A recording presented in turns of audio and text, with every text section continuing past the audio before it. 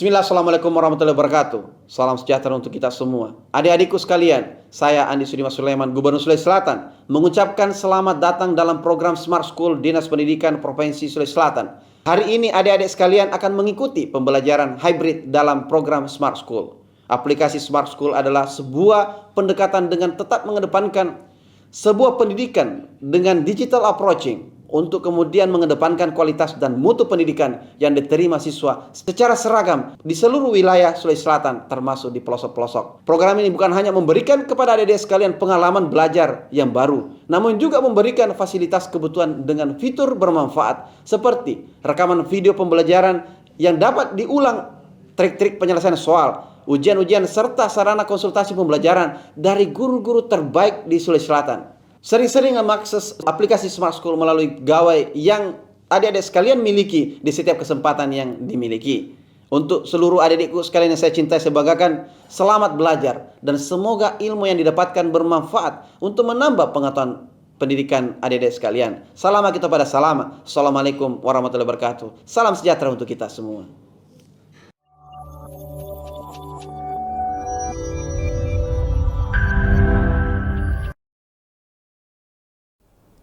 Assalamualaikum warahmatullahi wabarakatuh. Salam Smart School, generasi smart, berkarakter cerdas Ki.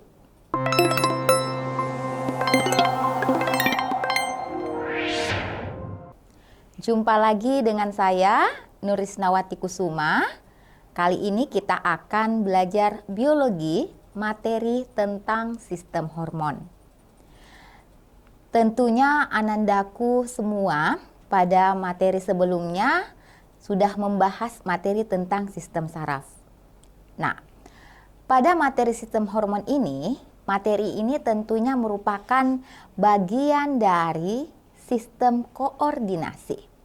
Ibu ingatkan kembali bahwa pada sistem koordinasi itu terdiri dari sistem saraf, sistem hormon, dan sistem indera.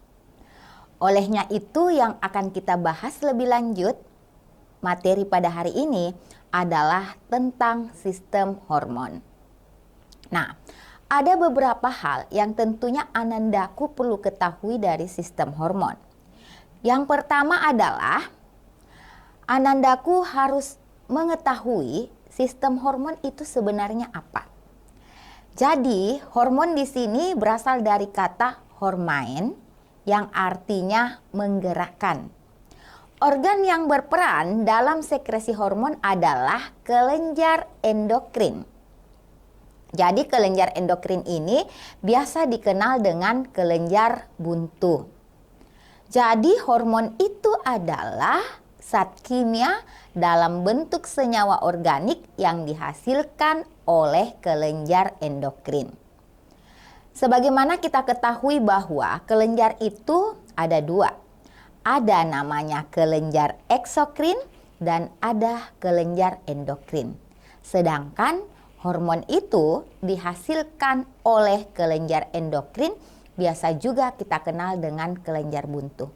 Kenapa dikatakan kelenjar buntu? Karena dia tidak memiliki saluran pengeluaran sehingga yang dihasilkan akan masuk ke pembuluh darah. Nah, seperti apa kelenjar yang terdapat pada organ tubuh kita? Sebelum kita bahas lebih lanjut, coba perhatikan gambar yang ada pada layar anandaku semua. Di gambar yang pertama, di situ adalah orang merasa bahagia. Di gambar yang kedua adalah orang bersedih. Di gambar yang ketiga itu adalah identitas detak jantung meningkat.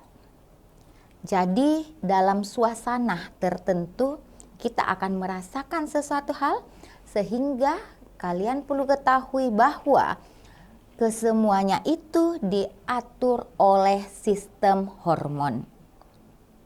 Nah, kita sekarang melihat apa sebenarnya fungsi dari hormon.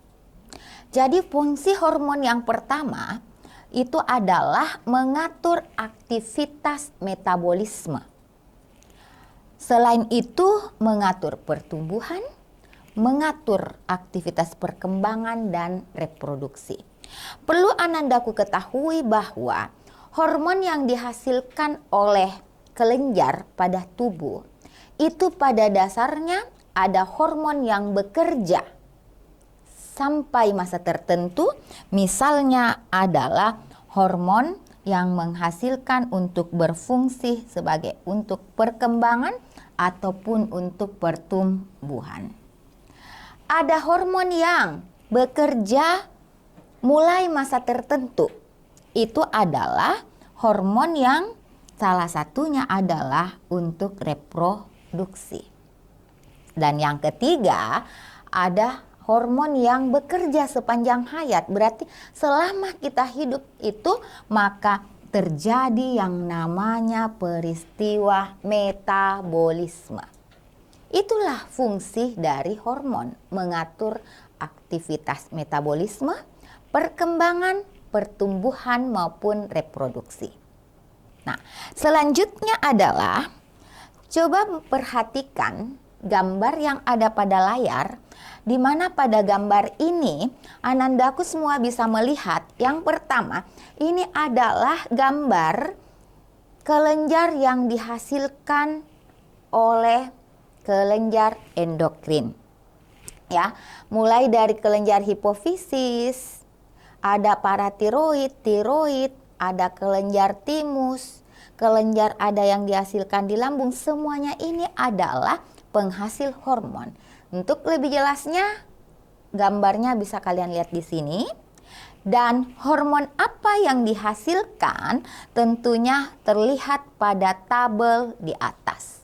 Mulai dari hormon pituitari sampai dengan kelenjar kelamin pada wanita. Itulah yang akan kita bahas pada hari ini.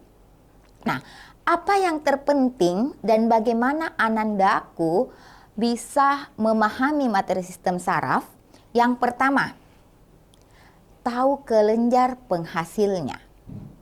Yang kedua, tahu hormon apa yang dihasilkan. Yang ketiga, tahu fungsinya. Dan yang keempat adalah gangguan jika mengalami kelebihan ataupun kekurangan penghasil dari hormon. Nah, yang pertama yang kita bahas adalah kelenjar hipofisis. Nah, kalau kita berbicara kelenjar hipofisis itu biasa dikenal dengan master of gland. Kenapa dikatakan master of gland? Ini adalah kelenjar hipofisis. Jadi kelenjar hipofisis atau pituitari adalah kelenjar yang paling banyak menghasilkan hormon. Makanya dikenal dengan master of gland. Letaknya ada di dasar, ya, ada di dasar otak yang ini ya, dan tepatnya di bawah hipotalamus. Jadi dia kecil tetapi dikenal dengan master of gland. Kelenjar hipofisis ini ada 3. Yang pertama adalah hipofisis anterior, yang kedua adalah intermediate, dan yang ketiga adalah posterior. Yang pertama kita bahas dulu adalah kelenjar hipofisis anterior. Pada kelenjar hipofisis anterior ini, inilah hipofisisnya, ini adalah kelenjar hipofisis anteriornya. Dia menghasilkan beberapa hormon. Ini yang akan kita bahas.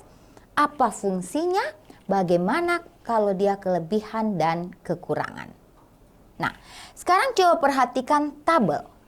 Nah, pada tabel ini adalah kelenjar hipofisis anterior. Jadi kalau kita belajar hormon, itu banyak yang harus Anandaku ingat. Makanya ibu memberikan dalam bentuk tabel sehingga Anandaku lebih mudah membandingkan antara hormon yang dihasilkan oleh hipofisis anterior, intermediate, dan posterior. Nah, sekarang coba perhatikan. Hormon yang pertama pada kelenjar hipofisis anterior adalah hormon pertumbuhan. Jadi hormon pertumbuhan ini biasa dikenal dengan growth hormone. Organ targetnya adalah sel-sel tubuh. Fungsinya adalah mengatur pertumbuhan. Jika kelebihan mengakibatkan gigantisme, gigantisme itu adalah pertumbuhan raksasa. Jadi pertumbuhannya itu tidak normal. Dan selain itu adalah agromegali. Biasanya pada sendi tangan itu muncul seperti jari gitu. Itu akibat dari kelebihan hormon growth hormone. Dan kalau kekurangan akan mengakibatkan penyakit dwarfisme. Yang kedua, dari kelenjar hipofisis anterior adalah TSH, thyroid stimulating hormone. Organ targetnya adalah pada tiroid. Fungsinya menstimulasi pembentukan tiroksin di tiroid. Kalau dia kelebihan, mengakibatkan gondokan. Kalau kekurangan, mengakibatkan pembengkakan pada tiroid. Yang ketiga adalah adrenal corticotropic hormone atau biasa kita singkat dengan ACTH. Organ targetnya adalah korteks adrenal, berfungsi untuk stimulasi hormon untuk kelenjar adrenal. Kelebihannya akan mengakibatkan sindrom Cushing dan kekurangan akan mengakibatkan penyakit Addison. Selanjutnya adalah hormon prolaktin. Hormon prolaktin ini organ targetnya adalah kelenjar susu atau kelenjar mamai. Fungsinya adalah menstimulasi pengeluaran ASI. Jadi pada dasarnya hormon prolaktin ini akan berfungsi setelah seorang ibu itu melahirkan. Kalau kelebihan akan mengakibatkan kelebihan ASI, kalau kekurangan ASI. Hormon selanjutnya adalah follicle stimulating hormone atau FSH. Organ targetnya ada pada ovarium dan pada testis. Fungsinya adalah untuk stimulasi perkembangan folikel dan estrogen, sedangkan di testis itu adalah untuk spermatogenesis. Jadi spermatogenesis di sini adalah proses pembentukan sel sperma. Jika kekurangan akan mengakibatkan mandul, kalau kelebihan mengakibatkan kanker ataupun tumor pada ovarium ataupun pada testis. Selanjutnya adalah ada yang dikenal dengan hormon luteinizing hormone atau hormon LH. Hormon ini adalah target pada ovarium, ya. Fungsinya adalah untuk stimulasi pengeluaran estrogen dan progesteron. Berarti estrogen dan progesteron ini sebenarnya adalah hormon yang dihasilkan oleh kelenjar kelamin. Berarti dia saling mengatur. Nah, kalau kelebihan mengakibatkan kanker atau tumor ovarium, kalau kekurangan itu mengakibatkan mandul. Begitu pula pada hormon yang terdapat pada testis. Ada yang dikenal dengan interstitial cell stimulating hormone atau ICSH. Hormon ini berfungsi untuk stimulasi sel Leydig untuk testosteron. Berarti testosteron itu kita berbicara juga pada proses pembentukan sperma ya, karena dia terdapatnya pada testis. Ini kalau kelebihan berarti akan mengakibatkan kanker dan kekurangan akan mengakibatkan kemandulan. Nah, selanjutnya adalah kelenjar hipofisis intermedia. Kalau kelenjar hipofisis intermedia, kalian bisa lihat gambarnya. Jadi di sini ada gambar yang berkulit agak gelap dan ada yang berkulit putih. Tuh. Nah, tentunya kalau Anandaku melihat perbandingannya, itu adalah salah satu fungsi dari hormon yang dihasilkan oleh kelenjar hipofisis intermedia, yaitu hormon melanocyte stimulating hormone atau biasa disingkat dengan MSH. Kalau kelebihan mengakibatkan melanisme, kalau kekurangan berarti mengakibatkan albino. Kalau kita berbicara penyakit albino, berarti albino itu adalah penyakit turunan.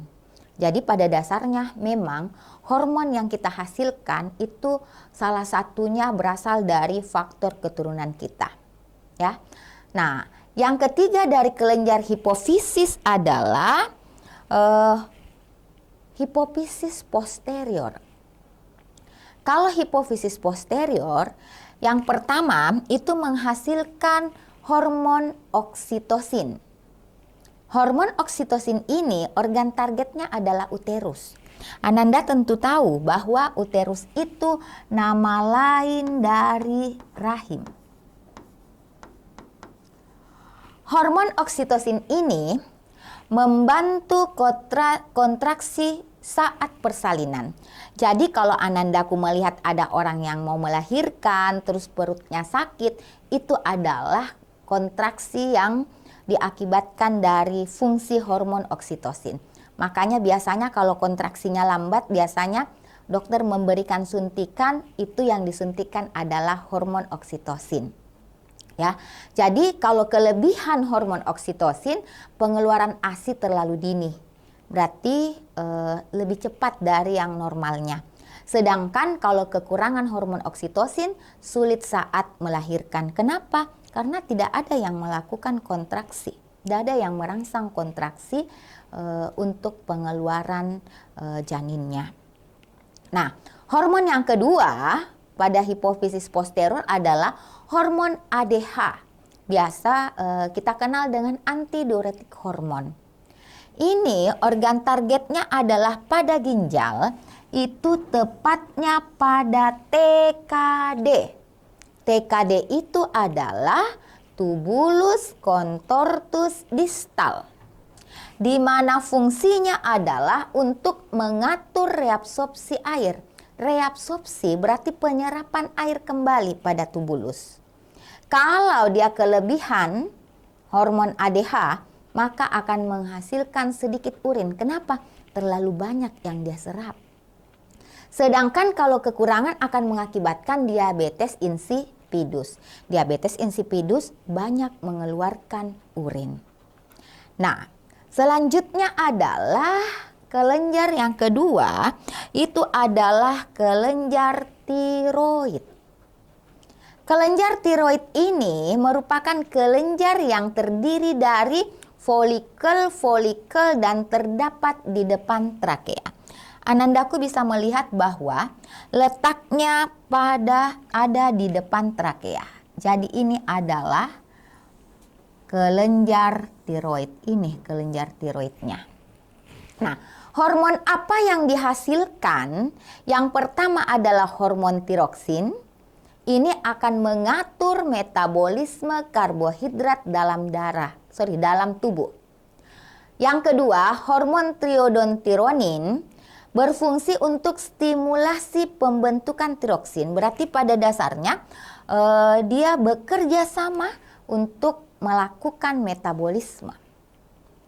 Jika kelebihan akan mengakibatkan gondokan, jika kekurangan akan mengakibatkan miksoedema. Dan yang ketiga adalah hormon kalsitonin.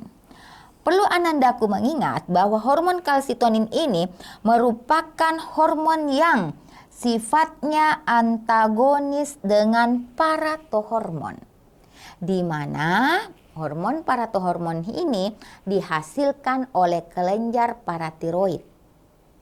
Nah, antagonis berarti berlawanan. Kalau kelebihan hormon kalsitonin akan menurunkan kalsium di dalam darah, dan kalau kekurangan akan menurunkan zat besi. Nah, untuk bisa membandingkan antara fungsi dari hormon yang dihasilkan oleh kelenjar tiroid, sekarang coba kita lihat bagaimana hormon yang dihasilkan oleh kelenjar paratiroid. Nah, jadi kalau tadi adalah kelenjar tiroidnya ini yang warna merah, maka paratiroidnya ini yang seperti biji kecil yang dikenal dengan paratiroid. Nah, kelenjar paratiroid ini merupakan kelenjar hasil penimbunan hormon somatotrop atau hormon pertumbuhan. Hormon yang dihasilkan dari kelenjar paratiroid, tadi Ibu sudah ingatkan bahwa hormon paratohormon dia antagonis fungsinya dengan hormon kalsitonin. Nah, apa fungsinya? Mengatur metabolisme kalsium dalam darah dan fosfat. Kelebihannya, gangguan metabolisme kalsium kalau kekurangan akan mengakibatkan tetani atau tetanus atau kekejangan. Nah, selanjutnya adalah kelenjar timus. Sekarang kita lihat kalau kelenjar timus, kelenjar ini merupakan kelenjar yang bertanggung jawab pada pertumbuhan manusia. Berarti kalau berbicara pertumbuhan manusia, berarti pada dasarnya kelenjar ini juga berfungsi yang sama dengan hormon somatotrof. Hormon timosin ini berfungsi mengaktifkan pertumbuhan badan dan mengurangi aktivitas pertumbuhan kelamin. Kelebihan, kalau dia kelebihan maka akan mengakibatkan autoimun. Kalau kekurangan akan mengakibatkan leukopenia atau penurunan imun. Selain itu, ada juga yang kita kenal dengan kelenjar pankreas. Ya. Nah, kalau kelenjar pankreas ini, dia kan erat kaitannya atau fungsinya sangat berkaitan dengan kelenjar pencernaan juga ya. Nah, kelenjar pankreas ini merupakan sekelompok sel yang terletak pada pankreas sehingga dikenal dengan nama pulau-pulau Langerhans yang mengandung sel alfa dan sel beta. Jadi pada kelenjar pankreas ini dihasilkan sel alfa dan sel beta, itulah yang menghasilkan hormon. Nama hormonnya adalah, kalau sel alfa menghasilkan hormon glukagon yang berfungsi mengubah glikogen menjadi glukosa. Sehingga pada dasarnya hormon yang dihasilkan oleh sel alfa itu antagonis dengan hormon yang dihasilkan oleh sel beta.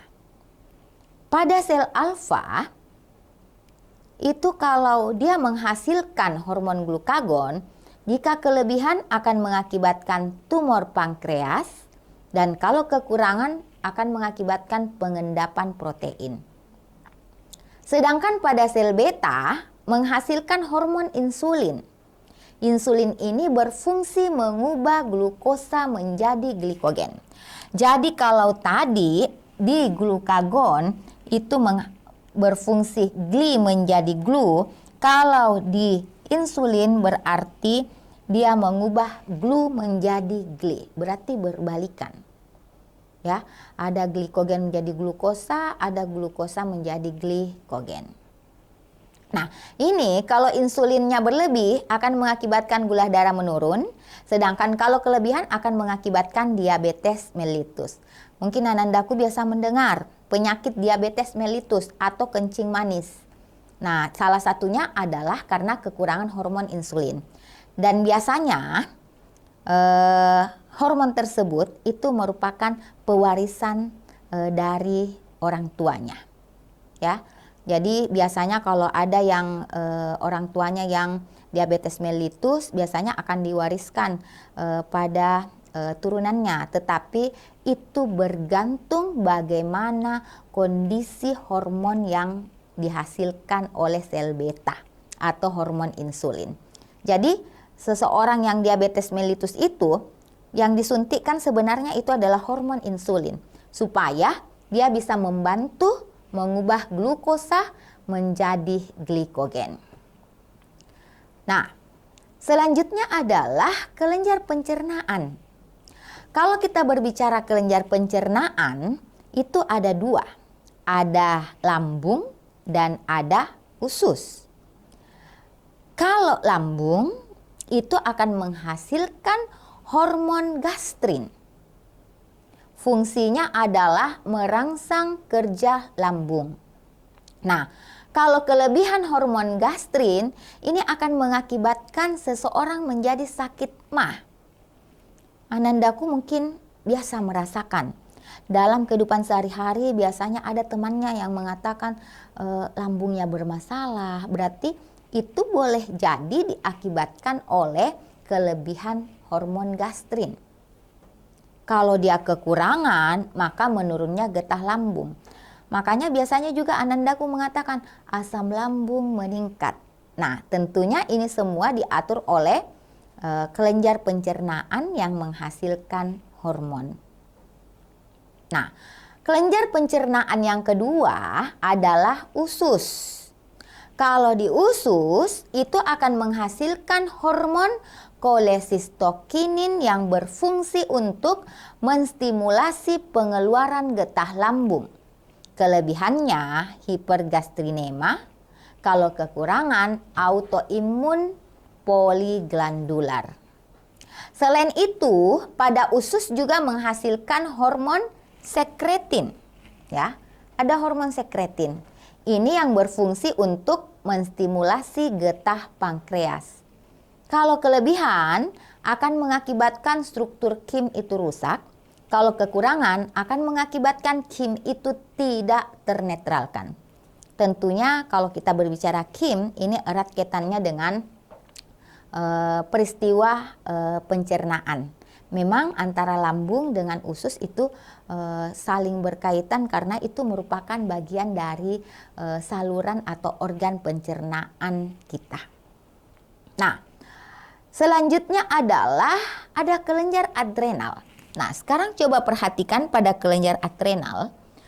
Jadi pada kelenjar adrenal ini, ya, ini adrenal itu artinya ginjal. Berarti kelenjar yang dihasilkan oleh ginjal. Nah, ginjal kita itu ada dua. Nah, pada kelenjar adrenal ini, dia terdiri atas dua jaringan aktif penghasil hormon yang secara struktur dan fungsinya berbeda. Jadi, ada yang kita kenal dengan korteks adrenal dan ada yang kita kenal dengan medula adrenal. Jadi korteksnya itu ini ada juga medulanya yang bagian dalam. Nah, sekarang hormon apa yang dihasilkan dari kedua struktur tersebut?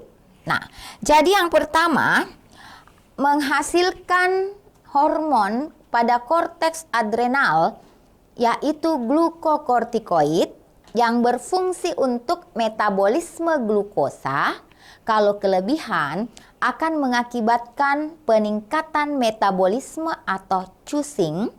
Kalau kekurangan akan mengakibatkan menurunnya metabolisme glukosa atau biasa kita kenal dengan Addison. Sedangkan hormon yang kedua adalah mineral kortikoid. Fungsinya adalah untuk metabolisme mineral. Jika kelebihan akan mengakibatkan peningkatan reabsorpsi mineral. Dan kalau kekurangan tentunya reabsorpsi mineralnya akan menurun. Sedangkan untuk medula adrenal, bagian ginjal di dalam, itu akan menghasilkan hormon adrenalin. Nama lainnya adalah epinefrin. Tentunya anandaku dalam kehidupan sehari-hari biasa merasakan ketika detak jantungnya meningkat. Pada peristiwa apa saja? Tentunya biasanya kalau anandaku tiba-tiba ditunjuk sama gurunya untuk naik ke papan tulis, biasanya langsung detak jantungnya meningkat. Berarti itu diatur oleh hormon adrenalin. Ya. Yang kedua, biasanya juga ketika kalian berlari-lari, detak jantung meningkat. Nah, hormon adrenalin ini atau epinefrin pada dasarnya berfungsi untuk mempersempit pembuluh darah, mempercepat denyut jantung, meningkatkan tekanan darah, dan meningkatkan frekuensi pernafasan. Nah, kalau kelebihan hormon adrenalin tentunya meningkatkan denyut jantung, bisa diikuti dengan sesak nafas, dan biasanya kalau terlalu berlebih akan mengakibatkan stroke. Nah, makanya orang biasanya terkena stroke ketika dia sudah marah. Sehingga pada saat itu hormon adrenalinnya meningkat. Kalau tidak bisa terkontrol, maka seseorang itu akan menjadi stroke. Kalau kekurangan hormon adrenalin akan menurunkan denyut jantung, lemas, mual, dan pusing. Nah, selain hormon adrenalin yang dihasilkan oleh medula adrenal ini, ada hormon noradrenalin yang pada dasarnya fungsinya berbanding terbalik dengan hormon adrenalin. Jadi dia berlawanan. Nah, itulah sebabnya kondisi tubuh umumnya dalam kondisi homeostatis atau seimbang. Dan ini juga erat kaitannya dengan ketika sistem saraf kita berfungsi untuk mengatur kondisi tubuh dan metabolisme tubuh kita. Nah, selanjutnya ada yang kita kenal juga dengan kelenjar kelamin. Kalau kita berbicara tentang kelenjar kelamin, pada dasarnya ini erat kaitannya dengan materi selanjutnya, yaitu materi tentang reproduksi. Nah, kenapa? Karena kelenjar ovarium yang menghasilkan hormon itu yang dimanfaatkan dalam reproduksi pada manusia. Nah, sekarang coba Anandaku memperhatikan, ini adalah gambar ovarium. Jadi, kelenjar ovarium ini menghasilkan hormon. Hormon apa yang dihasilkan? Yang pertama ada hormon estrogen. Dan yang kedua ada hormon progesteron. Hormon estrogen ini dihasilkan oleh follicle de Graaff, oleh FSH, follicle stimulating hormone.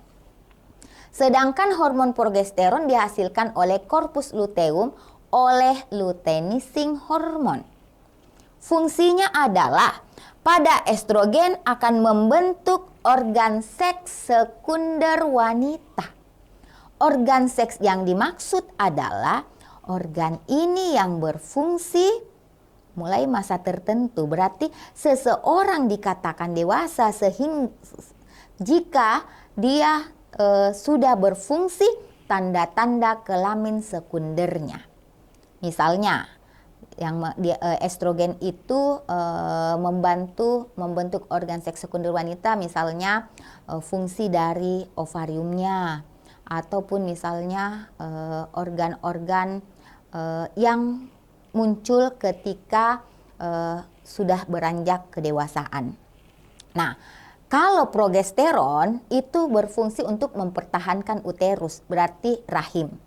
Ya, kalau kelebihan hormon progesteron mengakibatkan terlambat menstruasi. Jadi jika ada Anandaku yang siklus menstruasinya tidak sesuai, itu bisa diakibatkan karena kadar hormon progesteronnya. Kalau kekurangan hormon progesteron akan mengakibatkan keguguran. Nah, selanjutnya adalah kelenjar kelamin, yaitu pada kelenjar testis. Jadi kelenjar testis di sini kan fungsinya adalah tempat pembentukan sel sperma. Hormon apa yang dihasilkan? Yang pertama itu ada juga namanya estrogen, dan yang kedua adalah progesteron. Estrogen dihasilkan oleh FSH, progesteron dihasilkan oleh sel Leydig, oleh ICSH. Fungsinya estrogen adalah untuk spermatogenesis, sedangkan progesteron untuk membentuk seks sekunder laki-laki. Nah, ini kalau estrogennya berlebih, itu akan mengakibatkan munculnya tanda seks sekunder wanita. Jadi laki-laki, tetapi ada tanda-tanda kelamin sekunder wanita yang muncul. Tapi kalau pada hormon progesteron, Kalau berlebih mengakibatkan kanker atau tumor. Dan kalau kekurangan dari hormon estrogen bisa mengakibatkan kemandulan. Kalau progesteron selain mandul biasanya juga akan mengakibatkan penurunan libido pada laki-laki. Nah, selanjutnya adalah kelenjar pineal. Kelenjar pineal ini merupakan kelenjar yang terletak di dekat otak, tepatnya di atas otak kecil. Jadi dia di atas dari otak kecil atau cerebellum. Kelenjar pineal ini berfungsi untuk mengatur ritme biologi organisme. Hormon apa yang dihasilkan? Hormon yang dihasilkan adalah melatonin yang berfungsi dalam pengaturan suhu tubuh dengan posisi tidur kita. Jadi ketika kita tidur biasanya suhu tubuh itu berubah. Itu salah satu fungsi dari hormon melatonin yang dihasilkan oleh kelenjar pineal. Nah, berdasarkan apa yang telah Ibu paparkan, apa yang telah Ibu jelaskan, mungkin ada dari anandaku yang ingin ditanyakan sebelum kita masuk ke latihan soal. Denyut jantung seseorang akan semakin cepat bila sedang marah. Hal ini disebabkan karena kadar hormon dalam darahnya meningkat. Hormon yang dimaksud adalah kalau kita berbicara seseorang sedang marah, denyut jantungnya akan meningkat, maka pada dasarnya tadi Ibu sudah singgung bahwa hormon itu adalah hormon adrenalin.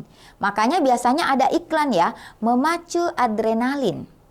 Memacu adrenalin berarti memacu detak jantung. Ketika kita takut, ketika kita cemas, ketika kita marah, berarti ada ritme denyut jantung. Nah, kalau bagian B adalah hormon insulin. Hormon ini adalah hormon yang berfungsi mengubah. Ini dia mengubah glukosa menjadi glikogen. Kalau hormon sekretin tadi dia akan mensekresikan ini berhubungan tadi dengan kelenjar yang dihasilkan pada kelenjar pencernaan. Sedangkan kalau hormon oksitosin ini adalah hormon yang merangsang kontraksi dinding uterus. Ini adalah hormon yang berfungsi ketika seseorang akan melahirkan. Sedangkan hormon tiroksin itu adalah untuk proses metabolisme. Nah, sekarang saya lanjut. Untuk soal yang kedua. Oke, sekarang kita coba soal yang kedua. Seorang ibu memeluk anaknya yang terbangun dari mimpi buruk sehingga anak merasa lebih tenang. Ketika merasa lebih baik dan tenang, pada anak tersebut ada zat kimia yang dilepaskan di otaknya, yaitu oksitosin dan serotonin, yang membuat seseorang menjadi bahagia. Dari cerita tersebut yang dapat menjelaskan mekanisme tentang kerja saraf hormon adalah. Ada yang mau menjawab? Boleh lewat room chatnya ya. Kita lihat A.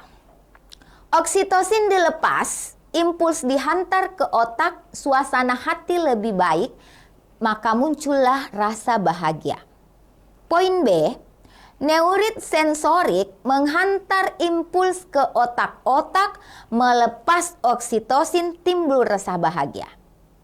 Kalau C, dendrit sensorik menghantarkan impuls ke saraf otak, melepas oksitosin, timbul rasa bahagia. Yang mana? Sekarang coba Anandaku perhatikan, yang mana yang lebih duluan? Apakah impuls atau oksitosin yang dilepas? Bagian D, otak melepas oksitosin, Lalu dendrit motorik menghantar impuls ke saraf otak, lalu timbul rasa bahagia.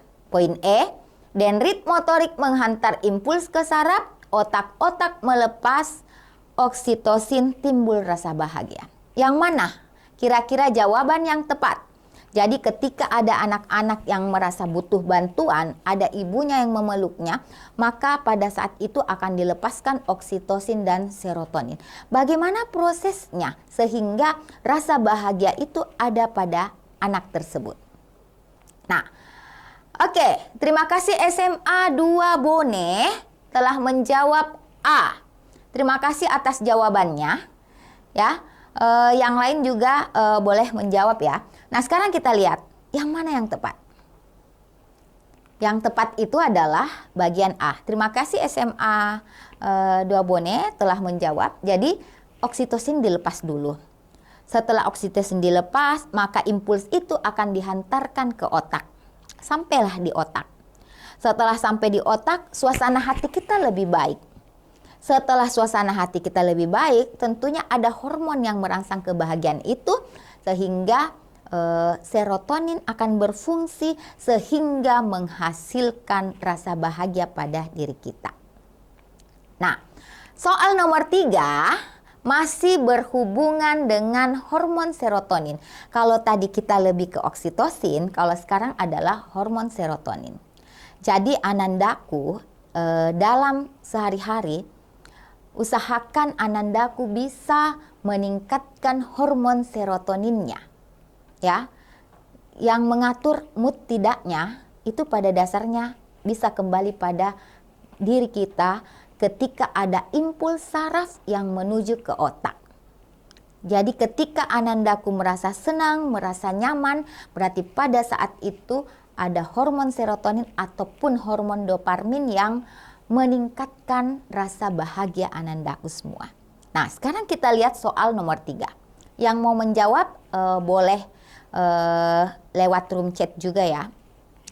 Bagaimana hormon serotonin berperan dalam suasana hati seseorang? A. Serotonin membantu meningkatkan mood dan membuat seseorang merasa senang. B. Serotonin membantu menurunkan mood dan membuat seseorang merasa sedih. B sudah pasti salah. C. Serotonin tidak memiliki kaitan dengan suasana hati. Justru berkaitan. D. Serotonin membantu mengatur tekanan darah dalam tubuh. Tidak. E. Serotonin membantu mempercepat proses penghantaran rangsangan. Bukan dia yang mempercepat proses penghantaran, tetapi hormon serotonin berperan dalam suasana hati karena dia membantu meningkatkan mood dan membuat seseorang merasa senang. Soal yang keempat adalah Reni mengalami krisis hipoglikemia setelah berolahraga tanpa makan dahulu. Ia merasa sangat lelah, pusing dan berkeringat dingin. Setelah memeriksakan diri ke dokter, ia diberitahu bahwa kejadian tersebut disebabkan oleh rendahnya kadar gula darah dan disarankan untuk mengonsumsi makanan yang mengandung karbohidrat kompleks.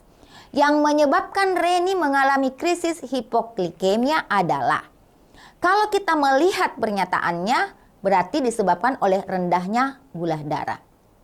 Apa yang mengakibatkan dia rendahnya gula darah? Tentunya diakibatkan karena rendahnya kadar hormon insulinnya. Nah, sekarang soal yang terakhir. Ya, untuk soal yang terakhir, Ratu adalah seorang remaja perempuan yang merasa tidak nyaman dengan perubahan yang terjadi pada tubuhnya.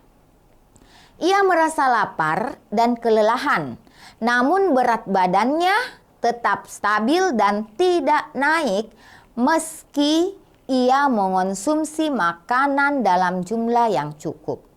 Ratu juga merasa sering berkeringat dan mudah marah tanpa alasan yang jelas. Yang membuat berat badan Ratu tetap stabil meski ia mengkonsumsi makanan dalam jumlah yang cukup adalah. Kata kuncinya dari kuis yang kelima ini adalah erat kaitannya dengan proses metabolisme.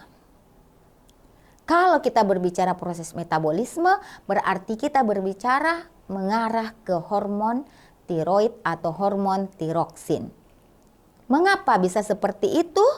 Itu diakibatkan adalah karena rendahnya kadar hormon tiroid atau hormon tiroksin. Baik, Anandaku semua, semoga apa yang Ibu bahas pada hari ini, soal yang kita bahas itu dapat memberikan pemahaman bagi Anandaku semua mengenai materi sistem hormon. Olehnya itu, Ibu akhiri pembelajaran kita pada hari ini dengan sebuah pantun. Pohon jati kuat kayunya, pohon nyiur tinggi batangnya, murid sejati banyak ilmunya, bekal mengabdi nusa bangsa. Sulsel cerdas, merdeka belajar. Wassalamualaikum warahmatullahi wabarakatuh.